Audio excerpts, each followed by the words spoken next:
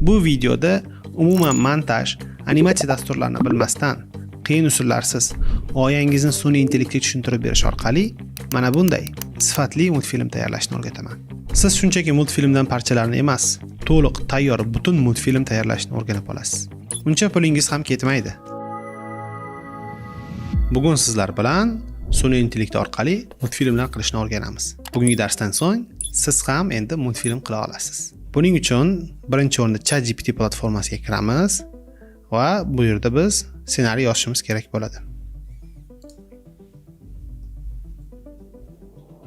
Ssenariyni yozish uchun ChatGPT ga to'liq holatni tushuntirib beramiz. Men yozyapman, 8-9 yoshlardagi bola ertalab uyg'onib, yuz qo'lini yuvib, nonushta qilsin va maktabga yo'l olsin.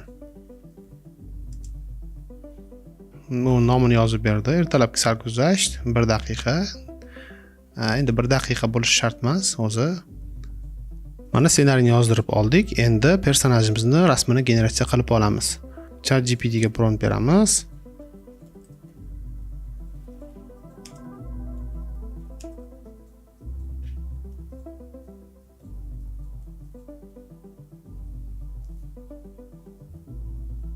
Endi esa birinchi sahnamizdan nusxa olib, bu yerga yozamiz va holatni, harakatni o'chirib, ushbu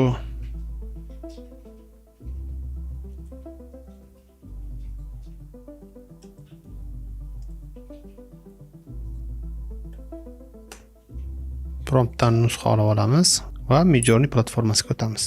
Bu yerdan biz rasm yuklash degan joydan boyaga generatsiya qilgan rasmimizni yuklaymiz. Hamda Omni Reference uchun bolani rasmini tanlaymiz. Va bu yerdan promptimizni yozamiz. Faqat e'tiborli bo'ling, mana bu yerda versiya 6 bo'lib turibdi. Omni Reference funksiyasi 7-versiyada ishlaydi. Shuning uchun uni o'chirib tashlaymiz. Mana bizda bir nechta natijalar bor. O'zimizga kerakli yoqqan natijani olamiz. Deylik, mana shu natija ham yaxshi. Buni saqlab olamiz va ikkinchi sahnani promptini yozamiz.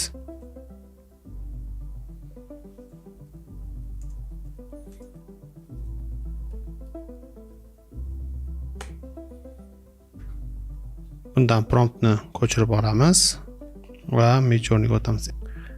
Faqat endi o'zimiz generatsiya qilgan rasmni Omni Reference ga qo'shishimiz kerak. Shunda yana ham o'xshash chiqadi. Oldin sifatini oshirib olamiz. Mana natijamiz sifati oshirilgan holatda tayyor bo'ldi. Endi biz buni yuklab olamiz.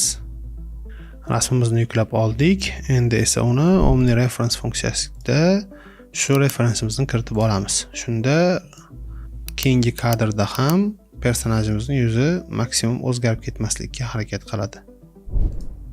Bizda ChatGPT ikkinchi kadr uchun yozib bergan prompt bor.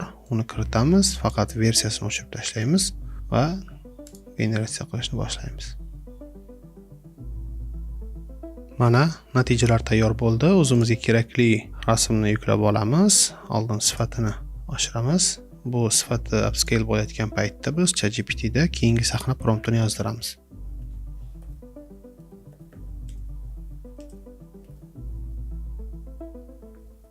Mana promptimiz ham tayyor bo'ldi. Undan nusxa olamiz va Midjourneyga qaytamiz. Midjourney ham generatsiya qilib bo'lgan rasmlarni endi rasmni Midjourneydan yuklab olamiz va keyingi sahnani generatsiya qilamiz. Bu uchun bizda tayyor reference bor. Omni Referencedan referensimizni tanlab promptimizni yuklaymiz. Albatta versiyasini o'chirib tashlaymiz. U avtomatik 7-versiyada qiladi. Mana natijalar ham tayyor bo'ldi. O'zimizga kerakli rasmni bu yerdan tanlab olamiz. Bizda 4 ta variant bor. Menga mana shu yoqdi. Shuni yuklab olaman va keyingi kadr uchun prompt yozdiraman. Yana ChatGPT ga o'tamiz va yozamiz. Promptdan nusxa olamiz va Midjourneyda uni yuklaymiz. Yana Omni Referencedan referensimizni qo'shib qo'yamiz, o'zgarib ketmasligi uchun. Prompt yozamiz. 6-versiyani o'chirib tashlab generatsiya qilamiz. Mana do'stlar, natija tayyor bo'ldi. O'zimizga kerakli natijani bu yerdan tanlab olamiz. Menga mana bu natija yoqdi. Buni yuklab olib, keyingi jarayon esa bularni endi animatsiya qilish bo'ladi. ChatGPT platformasida har bitta kadr uchun alohidadan prompt yozdiramiz. Uning uchun har bitta rasmni alohida yuboramiz.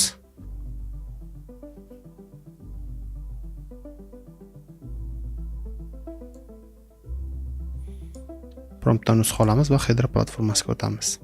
Headerda biz tayyor rasmni kiritamiz. Cleanbro6 modulida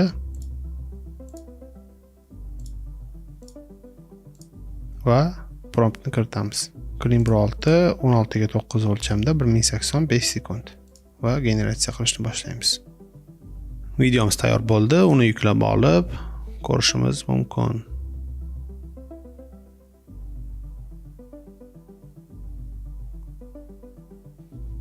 Endi keyingi kadrni generatsiya qilamiz.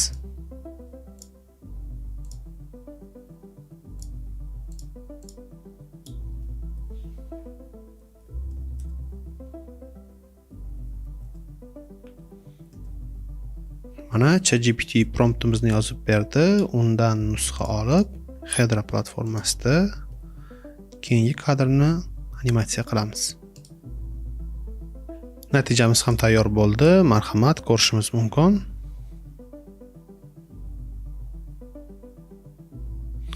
Endi esa keyingi kadrimizni animatsiya qilib olamiz.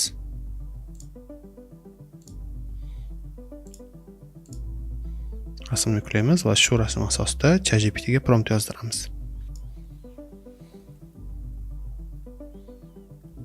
Men hozir shunchaki prompt yozib ber deyapman. Agarda siz videoda qanaqa harakatlar bo'lishi kerakligini aniqroq aytsangiz, u yana ham aniqroq qilib sizga prompt yozib beradi. Prompt yozib berdi. Promptimizdan nusxa olib, header platformasiga yuklaymiz va generatsiya qilishni boshlaymiz. Mana natijamiz ham tayyor bo'ldi. Endi uni ko'rsak bo'ladi.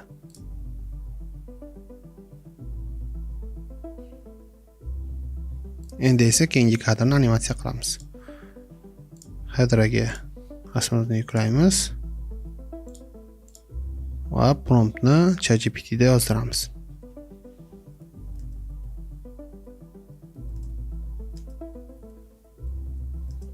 Promptimiz tayyor.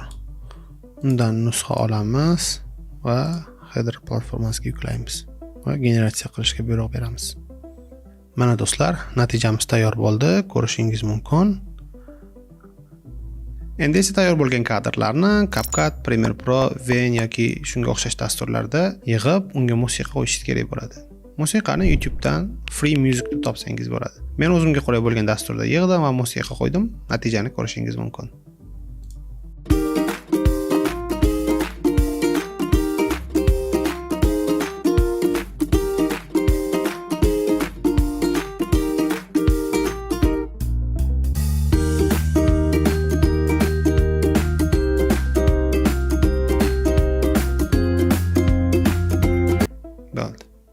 Endi siz ham o'z multfilmingizni qila olasiz. Ssenariylarni yozing, multfilmni tayyorlang va uni ijtimoiy tarmoqlarda ulashing. Bizni belgilash esdan chiqmasin. Barcha darslarimizni ko'rish uchun ekranda chiqqan playlist ustiga bosing.